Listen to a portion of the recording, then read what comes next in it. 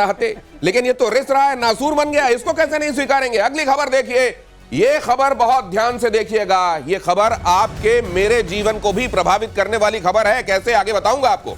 Crimea को रूस से जोड़ने वाले ब्रिज पर फिर से हमला, यूक्रेन का दावा, कर्श पुल को विस्फोटकों से उड़ाया गया। ऑपरेशन में 1100 किलो टीएनटी पानी के नीचे लगाया गया। धमाके से पुल को सपोर्ट देने वाले पिलर को भारी नुकसान पहुंचा है। रशिया यूक्रेन युद्ध में कर्श पुल पर यह तीसरी बार हमला हुआ है। यह बहुत स्ट्रैटेजिकली इंपॉर्टेंट पुल, और यहां पर यह धमाका खास तौर से यह देखते हुए कि बीते दिनों एक बड़ा एट्रिशन रशिया को हुआ है, बड़ा नुकसान हुआ है, यूक्रेन की तरफ से यह नुकसान पहुंचाया गया और उसके बाद रशिया आग बबूला है। यह खबर पूरे विश्व के लिए क्या मायने रखती है। यह केवल कर्श स्ट्रेट ब्रिज नहीं है, इसके मायने उसके बियॉन्ड है। ये देखिए, यहां पर ये जो धमाका हो रहा है, ये कर्श स्ट्रेट ब्रिज, ये जब से रशिया यूक्रेन टेंशन शुरू हुई है, इसको कई बार मार पड़ी है। इस बार के इस मार के मायने क्या है पूरी दुनिया के लिए, सर? देखिए, ऐसा है दिनेश, ये ब्रिज बहुत इंपॉर्टेंट ब्रिज है, लॉजिस्टिक सप्लाई करता है। जहां तक क्रीमिया का सवाल है, क्रीमिया की एक तरह से लाइफ लाइन भी है और मिलिट्री लाइन भी है। इस ब्रिज को अगर अटैक किया है, और इसके संदर्भ में आप पीछे देखिए, जो उन्होंने स्ट्रेटेजिक बॉम्बर्स को हिट किया है थ्रू ड्रोन्स, दोनों मिला करके आई थिंक इस वक्त जो रशिया में यूक्रेन के खिलाफ चल रहा होगा, वो कुछ बहुत ही भयानक है। ऐसे कल भी आपने इस बात को उठाया था। मैं तो ये सोच रहा हूं कि ये वहां लगे किसी सीसीटीवी में कैप्चर हुआ है, ये सीसीटीवी फुटेज है, और इसमें जो कैप्चर हुई आवाज है, एक सेकंड उसको जब हम यहां महसूस कर रहे हैं स्टूडियो में, उसकी थर्राहट है। ये इतना टीएनटी के बराबर, जो 1200 किलो न्यूटन। माय गॉड, ये देखिए जरा, इसकी धमक महसूस कीजिए, और इस धमक की गूंज दुनिया के लिए क्या मायने रखती है। मेजर गौरव आर्य वो समझाएंगे। एक बार ये सुनिए आवाज।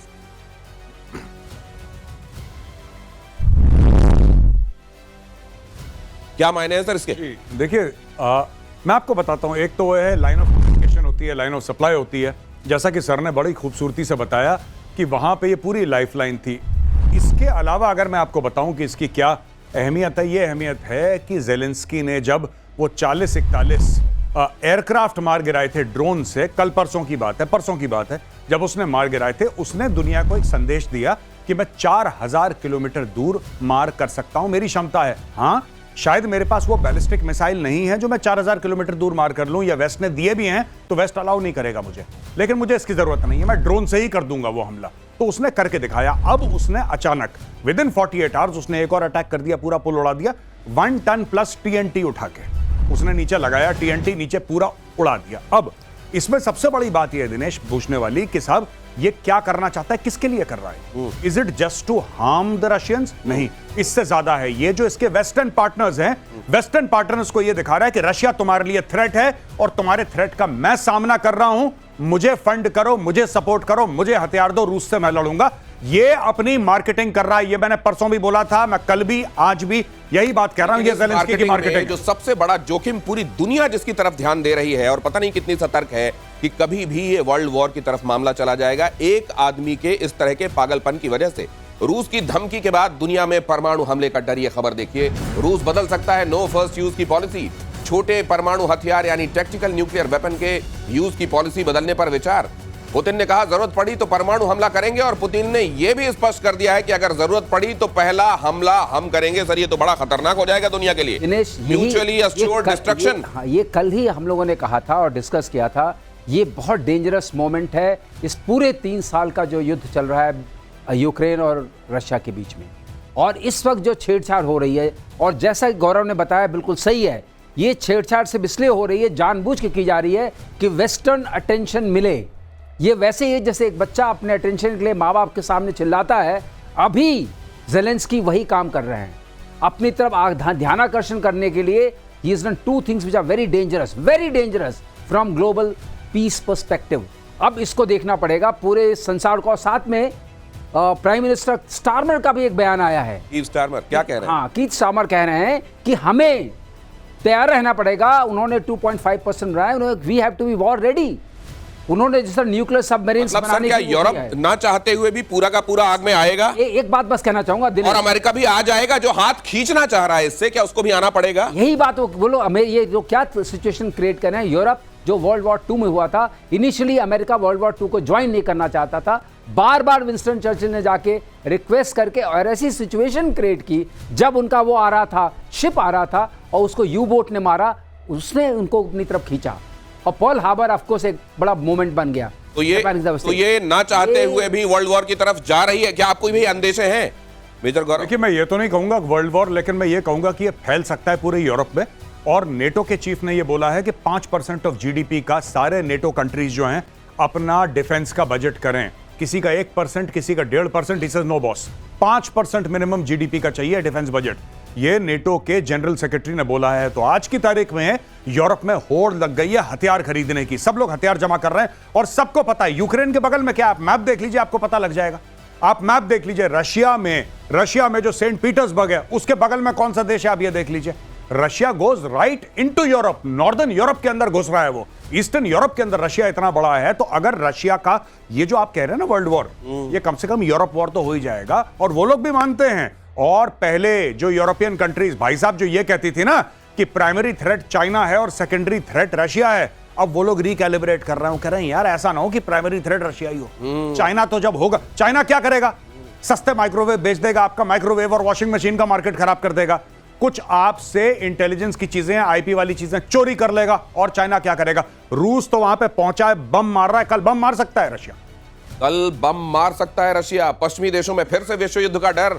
योगोव के ताजा सर्वे ने सबको चौंकाया। सर्वे में शामिल 55% लोगों ने माना कि एक और वर्ल्ड वॉर संभव है, जबकि 76% ने माना कि वर्ल्ड वॉर में परमाणु हथियारों का इस्तेमाल भी होगा।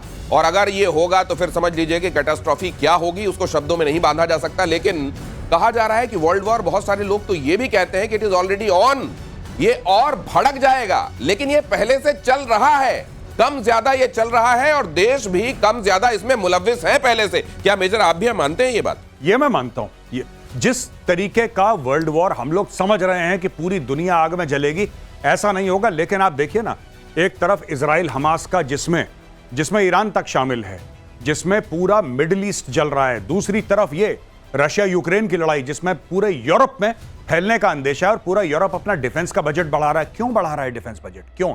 हम तो यहां पे टेलीविजन स्टूडियो में डिस्कस कर रहे हैं। यूरोप की कंट्रीज, जो नेटो की कंट्रीज हैं, काफी सारी उसमें यूरोपियन कंट्रीज हैं, नेटो के देश कह रहे हैं कि 5% ऑफ जीडीपी हम कमिट करते हैं। आप सोच लीजिए, कोई भी देश, छोटा देश कहता है 5% जीडीपी डिफेंस में जाएगा। आप सोच लीजिए वो क्या करना चाह रहा है, उसको कितना खतरा महसूस हो रहा होगा कि अभी रूस आएगा। जिस दिन पुतिन सनका, मैं आपको बता रहा हूं, ये जो छेड़ रहे हैं ना इसको, ये क्यों छेड़ रहा है? एक तो वर्ल्ड अटेंशन के लिए, और इसको पता है यही काम पाकिस्तान ने पहलगाम में करा था। मैं आपको एक एग्जांपल देता हूं, पैरेलल नहीं है, मैं कंपेयर नहीं कर रहा, मैं आपको सिर्फ एक आइडिया दे रहा हूं कि पाकिस्तान ने क्या बोला। उसको पता था भारत रिटेलिएट करेगा, उसको पता था, इसीलिए वो चाह रहा था कि इंटरनेशनलाइज हो जाए कश्मीर। एक एम ये भी था पाकिस्तान का, कई एम हो सकते हैं, लेकिन उनमें से 4-5 एम्स में से ये था कि कश्मीर दोबारा 370-35 से हटने के बाद इंटरनेशनलाइज हो जाए। आज की तारीख में हुआ। पाकिस्तान एक लेवल तक सक्सेसफुल हुआ लोगों को मारने के लिए।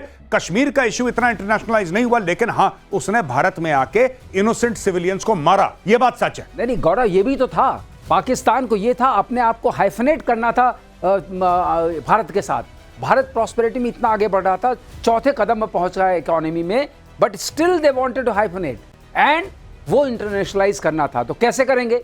एक छोटा सा हमला कीजिए, उसके बाद भारत हमला करेगा, अपने आप ये बात तो लोग कहेंगे इंडो पाक वॉर, तो इंडो के साथ पाक में हाइफन, मतलब कहीं उसके साथ चर्चा में, हाँ, कि हम बराबर के किसी बड़े पहलवान के साथ वैसे बराबरी नहीं कर सकते, तो ऐसा कुछ चर्चा में आ गए कि चर्चा में उसके साथ आपका नाम कहीं ना किसी बहाने लिया जा रहा है। ये देखिए बड़ी बात, और ये एक्सपर्ट्स ही बता सकते हैं। अगली खबर देखिए, अमेरिकी गोल्डन डोम की काट निकालने में जुटा चीन।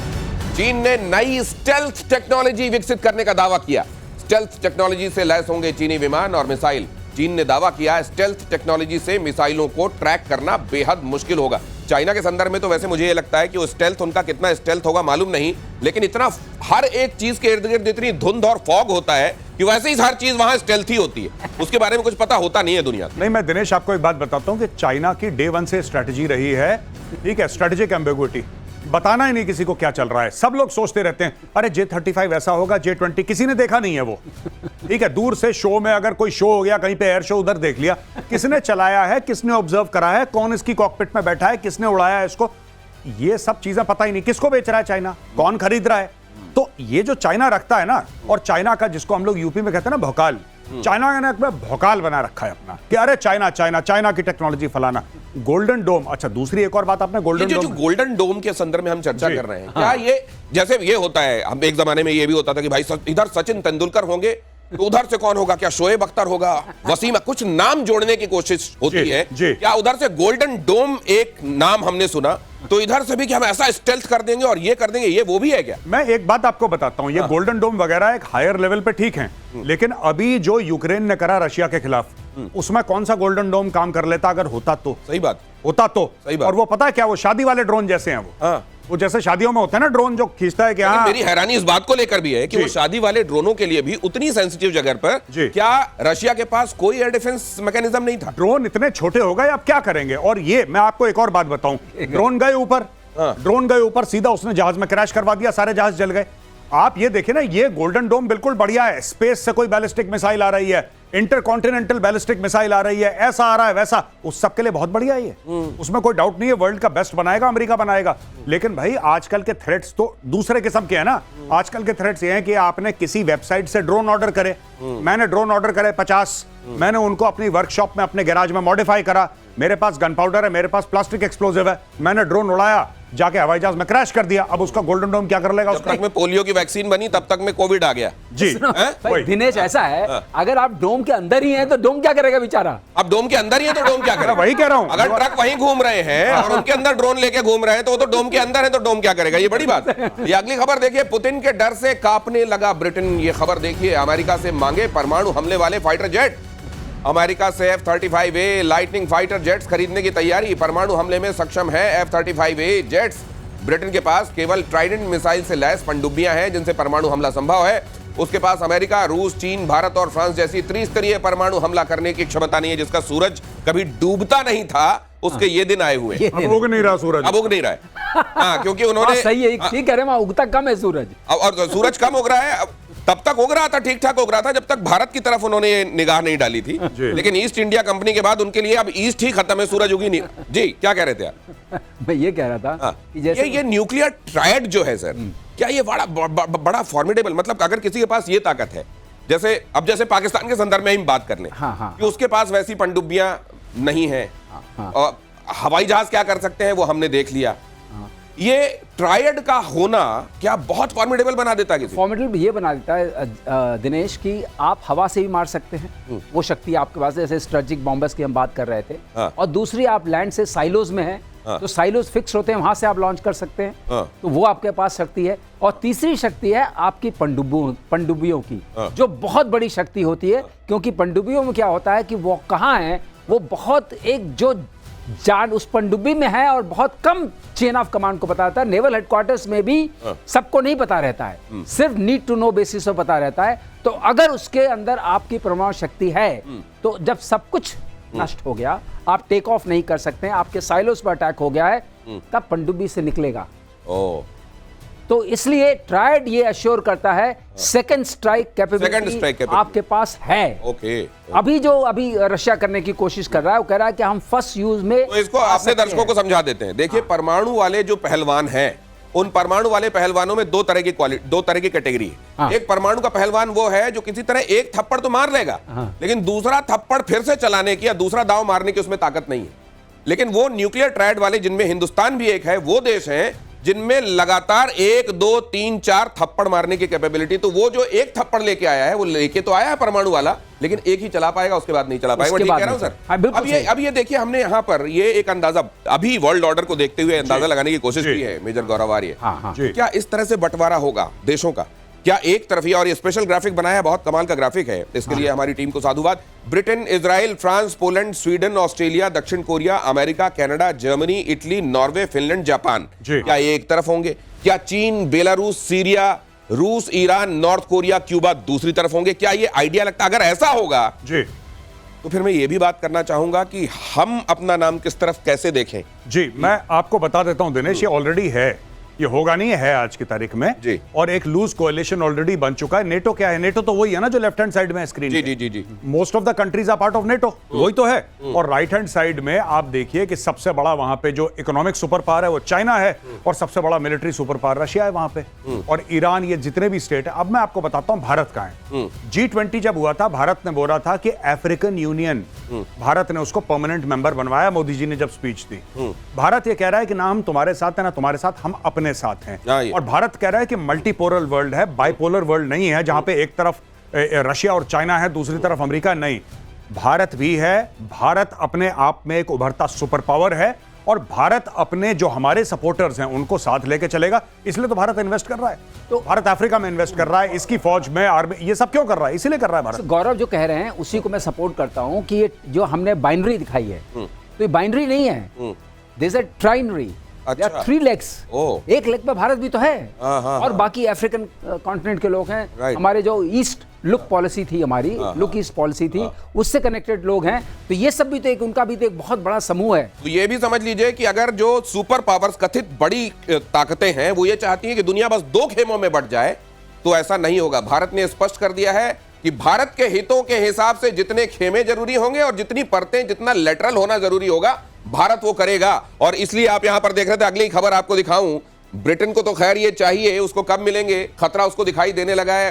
कीथ स्टार्मर ने ये भी कहा है कि भाई साहब, ये जो रशिया कर रहा है, अब ये हमको लग रहा है कि अब ये इसके लपेटे में हम आएंगे। ज़ेलेंस्की ने जो किया है वो हमको भी लपेटे में लेकर आएगा। अंतरराष्ट्रीय परमाणु एजेंसी, और मुझको वो याद आ रहा है सर, अगली खबर अब दिखाई देता हूं। अंतरराष्ट्रीय परमाणु एजेंसी IAEA की ताजा गोपनीय रिपोर्ट में बड़ा खुलासा, तेहरान ने गुपचुप तरीके से यूरेनियम का भंडार इकट्ठा किया। IAEA की रिपोर्ट के मुताबिक ईरान के पास 408.6 किलोग्राम यूरेनियम है, जिसे वो 9 परमाणु बम बना सकता है। और ये हाईली एनरिच्ड यूरेनियम निश्चित रूप से ये बढ़ाता जा रहा है सर। तो मतलब इतना रिएक्टर पहुंच गया उसके पास, लगातार लगा हुआ है वो बनाने। वो लगा हुआ है, वो तो बनाना होता है, वो बना रहा है और ऊपर से धमकी खा रहा है, लेकिन बना रहा है।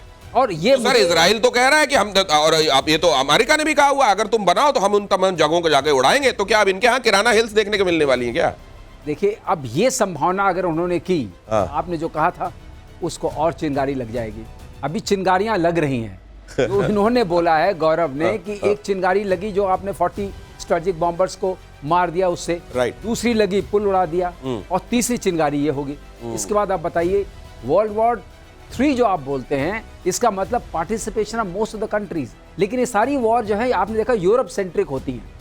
वर्ल्ड वॉर 1 भी यूरोप सेंट्रिक थी, वर्ल्ड वॉर 2 भी यूरोप सेंट्रिक। करेक्ट। और अगर आपको एक चीज और बता दें, जो देश सबसे ज्यादा लोगों को खोया जिसने, 15 million people were lost by allied powers.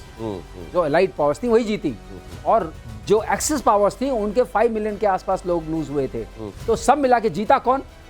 जहाज भी आप देखेंगे उनके कोई 12,000 गए थे, इनके 5,000 के आसपास गए थे।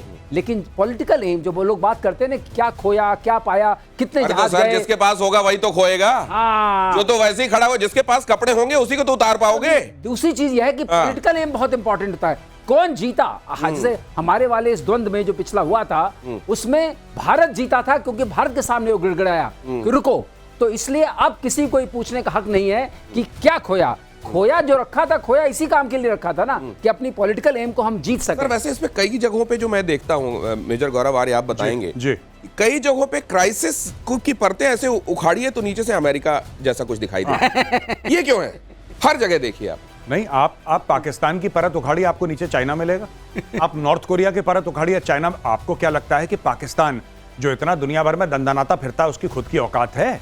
जो लोगों के यहाँ आजकल बिजली नहीं आ रही और लोग सड़क पे एहतजाज कर रहे हैं, प्रोटेस्ट कर रहे हैं कि पानी नहीं है, उस मुल्क की इतनी औकात कहां से हो गई? ये चाइना दे रहा है सब कुछ, उसको पैसा, चाइना उसको डिप्लोमेटिक सपोर्ट दे रहा है। ये जैश ए मोहम्मद का जो हेड है मौलाना मसूद अजहर, राइट, जो बेचारा बच, ये बताइए, बेचारा मैंने कह दिया, मरते मरते बचा इसलिए उसके कभी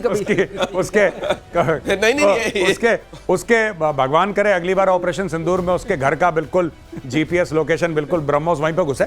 लेकिन कहने की बात यह है कि ये इसको जब यूनाइटेड नेशन सिक्योरिटी काउंसिल को इसको इसके ऊपर सैंक्शंस लगाने की बात आई तो चीन प्रोटेक्ट करता है। नहीं, मैं दूसरी बात आपसे, जो आपने कहा ना जी। कि आप वहां ईंटा उखाड़ के देखेंगे तो वहां से जो कनखजूरा निकलेगा वो चाइना दिखेगा। जी बिल्कुल। तो मैं एक बात ये आपसे जानना चाहता हूं कि कोई ये इस तरह के मुल्क जो है, ये बड़े पावर जो बन रहे हैं जी। ये बड़ा होकर अमेरिका बनना चाहते हैं क्या, कि हम भी क्राइसिस क्रिएट करेंगे और हमारी न्यूसेंस वैल्यू ही हमारी वैल्यू होगी दुनिया में? नहीं, इससे बड़ा छोटे की बात नहीं है। ईरान भी तो यही कर रहा है।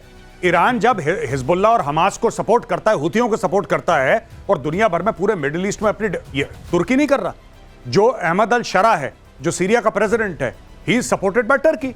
तो ये दुनिया में बहुत, हम लोग नहीं करते वो अलग चीज है, we are not doing it. लेकिन हमसे जो काफी गरीब देश हैं, जिनकी डिप्लोमेसी हमारी जितनी नहीं है, जिनका पैसा हमारे जितना नहीं है, जिनका रसूख हमारे जितना नहीं है, जिनकी फौज हमारी जितनी वो भी नहीं है, वो लोग कर रहे हैं, खुलेआम कर रहे हैं भाई। ईरान कर रहा है। ये जो मेजर गौरव आर्य बता रहे हैं ना, प्रधानमंत्री नरेंद्र मोदी जब ये कहते हैं कि अगर भारत ताकतवर बनता है तो दुनिया ताकतवर बनती है, अगर भारत का मंगल होता है तो दुनिया का मंगल होता है, अगर भारत का उदय होता है तो दुनिया का उदय होता है। ये क्यों होता है? इस नियत की वजह से होता है। बाकी जगहों पर नियत का ये खलल आपको समझ में आ रहा है? अगली खबर देखिए। ताइवान को लेकर दक्षिण चीन सागर में तनातनी।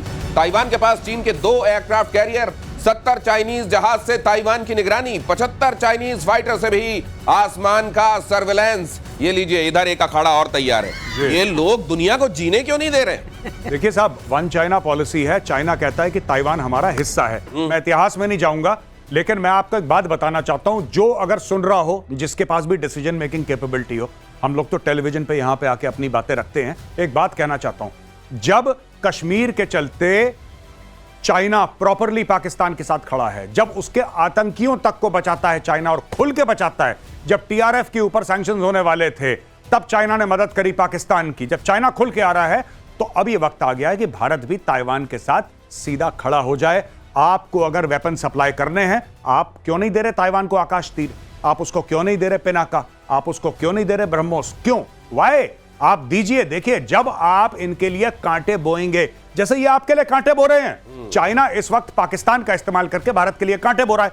आपका भी यही फर्ज बनता है कि साहब आप भी चाइना के लिए कांटे बोएं, इतने ज्यादा कि चाइना चल ना पाए। देखिए, आपने सप्लाई करी ना फिलीपींस को ब्रह्मोस, आप वही सप्लाई, मैं तो कह रहा हूं फ्री में दो।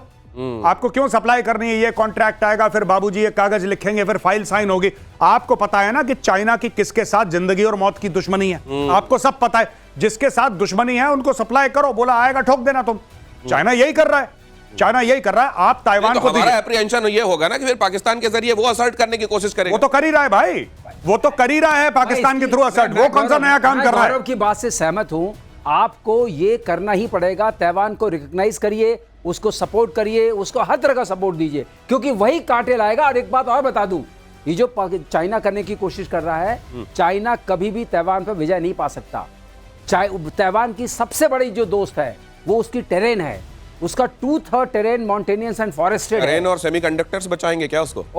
टेरेन और सेमीकंडक्टर्स टोटल बचाएंगे। मैं आपको बता रहा हूँ 90% से ज्यादा लोग, चाइना भी वही सेमीकंडक्टर्स यूज करता है। और एक और बता दूं, बीच फ्रंट जो है ना उसका, ये जहाज लेके जा रहे हैं, वो बीच फ्रंट कोई भी ऐसा नहीं कि जहां वो लैंड कर सके। तो ताइवान को जीतना इतना आसान नहीं है। अगर ताइवान के ऊपर लड़ाई की, तो अभी मैं यूएस की बात नहीं कर रहा हूं, वो तो आएगा ही, उसके अलावा भी ये पिटेंगे, बहुत पिटेंगे। एटमी हमलों से बचने के लिए डीआरडीओ ने बनाई खास किट। अगली खबर देखिए। न्यूक्लियर प्रभाव को कम करने वाली किट। रेडिएशन एटमी युद्ध के दौरान किट कारगर होगी। घायल सैनिकों, लोगों को बचाने में इसका इस्तेमाल हो सकता है। जाहिर है, अगर दुनिया उस तरफ जाने का, ये दुनिया उस तरह की ब्रिंकमैनशिप पे अभी खेल रही है कि कब जाने, देखो मैं मार दूंगा मैं, और कहीं से कोई एक गलती, मिसकैलकुलेशन हो और ये उस खतरे की तरफ दुनिया बढ़ जाए। और ऐसे में आपको तैयारियां तो रखनी चाहिए, और डीआरडीओ अगर ये कर रहा है तो बधाई का पात्र है। असल में एक पूरे देश में चीजों को, खतरों को लेकर, शत्रुबोध को लेकर आगाह करने और तैयारी करने की आवश्यकता है, मेजर गौरव आर्य। और मुझको ये लगता है कि उस स्पीड और स्केल में अभी गुंजाइश है, लेकिन हम दिशा हमारी बिल्कुल सही है। लेकिन आप बिल्कुल ठीक कह रहे हैं दिनेश, मैं अग्री करता हूं आपसे। स्पीड और स्केल हमारा बहुत ज्यादा गड़बड़ है, और शत्रुबोध में हम लोग अभी माइनस में चल रहे हैं। दिशा पकड़ ली है, लेकिन देखिए ना, अभी भी लोग ऐसे भारत में जो कहते हैं कि नहीं, पाकिस्तान के साथ जो लड़ाई है वो नहीं करनी चाहिए, आखिर हमारी इकोनॉमी का क्या होगा? इकोनॉमी का क्या होगा भाई साहब? मैं आपको बात बताऊं, जब देश सुरक्षित रहेगा तब इकोनॉमी होगी। बिना सुरक्षा के कोई इकोनॉमी किसी देश की नहीं होती। Let's be very very clear. और चाइना क्या चाह रहा है? चाइना पाकिस्तान के थ्रू आपकी इकोनॉमी को डैमेज करना चाह रहा है। दैट इज वाई मैं ये नहीं कह रहा कि 26/11 के पीछे चाइना था, मैं वो नहीं कह रहा, लेकिन आप ये भी मानिए कि क्यों मुंबई को सेलेक्ट करा गया 26/11 के लिए? वाई मुंबई? कोई बॉर्डर लगता है महाराष्ट्र का? मुंबई का बॉर्डर लगता है पाकिस्तान से? मुंबई क्यों आया? क्योंकि मुंबई भारत की फाइनेंशियल कैपिटल है। अगर मुंबई पे चोट लगेगी, स्टॉक मार्केट पे चोट लगेगी, ये सब सोची समझी चीजें। मैं फिर कह रहा हूं, I am not saying China was behind 26/11, I am saying why was Mumbai selected? क्यों मुंबई पे हमला हुआ, ये सोचिए जरा। जब आप मोटिव देखेंगे, मोटिव क्या है, तो आपको अपने आप पता लगने लगेगा कि कौन है जिसका इससे हित साधन हो रहा था। पाकिस्तान से एक बड़ी खबर आ रही है, आपके सामने रख रहा हूं। कराची की मलेर जेल है, वहां गोलीबारी हुई, पुलिस और कैदियों के बीच में हिंसक झड़प हुई। अफरा तफरी का फायदा उठाकर 200 से ज्यादा कैदी फरार हो गए हैं। जेल में हिंसा के दौरान कई पुलिस वाले जख्मी हुए हैं। देर रात पुलिस ने सड़कों पर फायरिंग भी की। दिनेश, ये फरार नहीं हुए हैं, इनको निकाल के भगा दिया है, क्योंकि 200 मार दिए हम लोगों ने, 200 और जिहादी चाहिए थे। अच्छा, तो इनको निकाला है कि भाई आओ आओ, और फरार अभी इतने दिनों तक रोटी खिलाई है, आओ अब गोली खा। गोली खा। हाँ। अब रोटी खा रहा था, अब गोली खा। लेकिन ये जो गोली खा वाले लोग निकाले गए हैं, ये सोच रहे होंगे, आप बार बार इमरान खान की बात करते हैं कि एक वही परिंदा है जो नहीं उड़ पा रहा है वहां से बाहर जी। बाकी तो लोग निकल रहे हैं। एक्चुअली जो मैंने सुनी है खबर, वो थोड़ी सी इससे अलग है। मैंने सुना है कि वहां पे अर्थक्वेक आई थी, भूकंप से एक दीवार गिर गई थी। भूकंप से एक दीवार गिरी थी, तो इन लोगों ने बोला कि बाहर जाओ बाहर जाओ। ये बाहर जाओ का सिस्टम उन्होंने सीरियसली ले लिया, एक्चुअल में बाहर चले गए और बाहर चले गए 200 से ज्यादा। जब बाहर गए 200 से ज्यादा, फिर भगदड़ रहे, फिर ये तो सही में बाहर चलेगा कि साहब आप ही ने बोला था बाहर चले जाओ। सब के सब बाहर चले गए, कोई दीवार फांद के गेट तोड़ के, तो ये लोग बाहर निकल गए। वहां पे फायरिंग हो रही है कराची की सड़कों में कि पकड़ो इनको, गोली मारो, कहां चले गए। अच्छा, ये जो पाकिस्तान इस वक्त आपको दिखाई दे रहा है, कहीं थोड़ा इन्होंने सिस्टम बनाने की चरमराती कोशिश की थी, लेकिन कंप्लीट केओस नहीं दिखाई दे रहा आपको पाकिस्तान में? नहीं, पाकिस्तान में कंप्लीट केओस, देखिए पाकिस्तान में जो केओस है ना, वो क्यों है? पाकिस्तान में केओस इसलिए है क्योंकि वहां पे गवर्नेंस नहीं है, वहां पे कोई भी स्ट्रक्चर नहीं है, वहां पे इंस्टीट्यूशंस नहीं है, किसी को पनपने नहीं दिया वहां की फौज ने। तो यही होगा जो आप स्क्रीन पे अपना देख रहे हैं।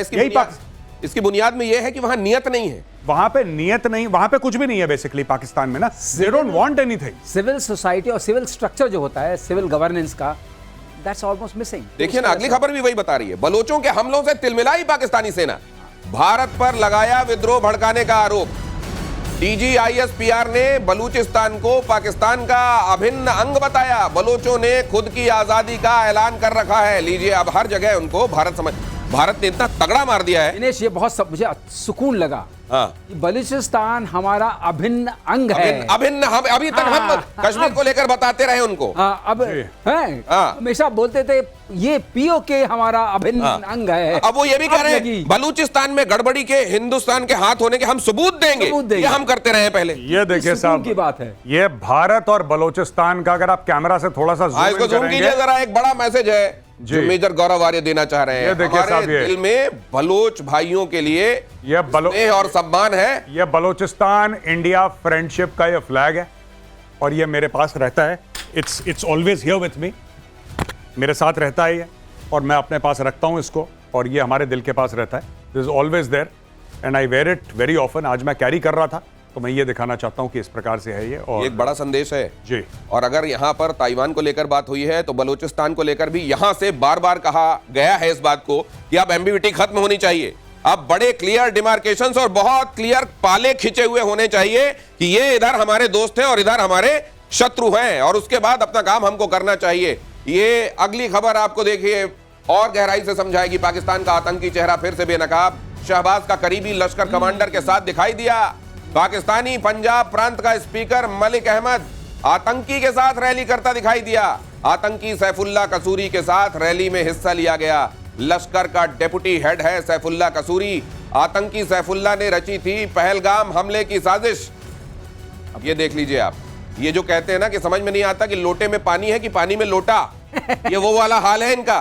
खैर, अभी उनको लोटा जो है वो खाली लग रहा है क्योंकि हिंदुस्तान ने पानी रोक दिया, लेकिन ये इससे ज्यादा ब्लेटेंट और क्या तरीका होगा इनका ये दिखाने का? आपको बुरा लग रहा है क्योंकि आप इंडियन हैं। आपको शुरू से ये सिखाया गया है कि दहशतगर्दी बुरी बात है। पाकिस्तान में मैं कई बार कह चुका हूं, ये कोई नई बात नहीं है। पाकिस्तान में बच्चों को सिखाया जाता है कि बेटा बड़े होकर तुम्हें हफीज सईद अंकल जैसा बनना है, तुम्हें मसूद अजहर अंकल जैसा बनना है, तुम्हें दाऊद अंकल जैसा बनना है। तो ये जो इनके जितने भी अंकल हैं आप स्क्रीन पे देख रहे हैं, ये सारे अंकल हैं। नहीं तो जब ये अंकलों के बारे में बताता है, यूनाइटेड नेशन बताता है, अमेरिका बताता है कि मोस्ट वांटेड है, जी। तो ये बताया करें ना कि हमको भीख मत दो, ये तो हमारे अंकल हैं। नहीं, ये बच्चों को अपने मैं आपकी बात समझ गया, बिल्कुल ठीक है, लेकिन ये अपने बच्चों को ये बताते हैं कि ओसामा बिन लादेन को बुरा बोल रहे हैं, ये साजिश कर रहे हैं, ये बहुत बड़ा कौम का हमारे हीरो है।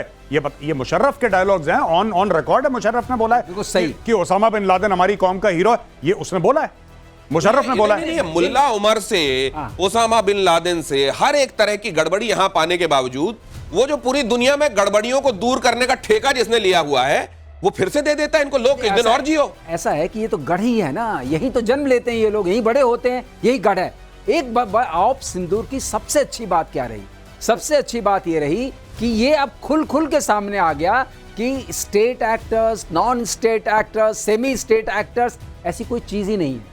सारे के सारे एक ही एक्टर हैं। इसीलिए प्रधानमंत्री ने स्पष्ट कर दिया है कि भाई साहब सारे एक्टर इसी नाटक के एक्टर है सब, और इनको और ये सारे ओवर एक्टिंग कर रहे हैं। ये सैफुल्ला कसूरी को लीजिए, जब शुरुआत में पहलगाम वाले मामले में नाम सामने आया, ये खुद सामने आके कहने मैं नहीं था।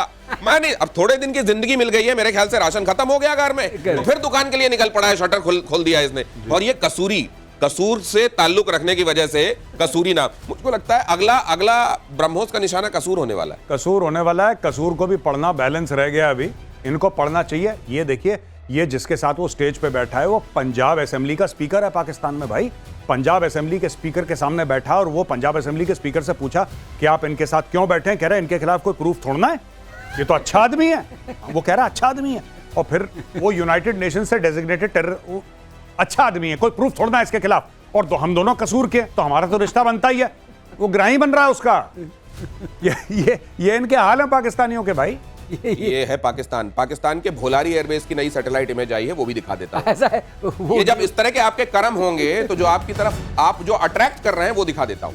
पाकिस्तान के भोलारी एयरबेस की नई सैटेलाइट इमेज आई है। भारत के एयर स्ट्राइक में तबाह हुआ था एयरबेस, तिरपाल से ढककर हैंगर की मरम्मत का काम जारी है। अब क्या हुआ है कि दुल्हन का मेकअप तो उतर गया था, अब सच्चाई दिखने लगी थी, तो उसने फिर से घूंघट करके और अंदर पाउडर पोतना शुरू कर दिया। अब देखिए जरा यहाँ पे ये देखिए, ये इतनी बुरी तरह तोड़ा। और यहाँ से मार्शल श्रीवास्तव हमको बताते रहे हैं कि ये वो जगह है भोलारी जहां असल में इन्होंने अपने ड्रोन वोन, ये जो अनमैन्ड एरियल व्हीकल्स है ना इनके, वो सब ज्यादा रखे हुए थे, और यहाँ पे पड़ी मार। अब यहाँ तिरपाल ढक के अंदर मरम्मत चल रही है। सर देखिए, ऐसा है कि इसमें एक इनका वो EWC भी था, airborne early warning control system भी था, जो कि 1000 करोड़ का था, भुलारी में वो बड़ा गया है।